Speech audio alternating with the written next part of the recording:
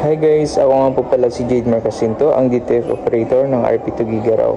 At ito po ang aming DTF machine, smoke purifier na nagamit sa loob ng 6 na araw na may total of 26 meters. Ito naman po ang aming capping, printer head. Ito naman po ang tamang process ng pag-head clean, which is normal lang po. And always check guys kung lapat po siya. Ayan po. Yan po dapat yung always natin chine-check. After head clean, punasan ang wiper. Ayan po. Make sure po na malinis. After mapunasan ng wiper, nozzle test naman tayo.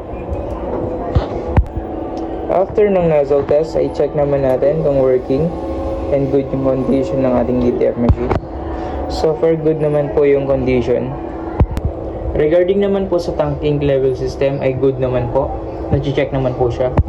Ito naman po ang aming AVR at aming waste tank na na-dispose last Saturday. And dito naman po nakalagay ang aming ground wire na connected sa DTF machine. Dito naman po nakalagay ang aming mga use ink, unused ink, and DTF powder. And dito po yung mga old stocks namin na una namin ginagamit. And dito din po nakalagay ang aming DTF film sa baba. Bale, po ang consumables, updated naman po. Ito naman po ang weekly inventory, updated din. At dito naman po ang mga daily output, updated din po siya. And regarding po sa daily checklist, is updated lang po. Ito po. Yun lang po, salamat.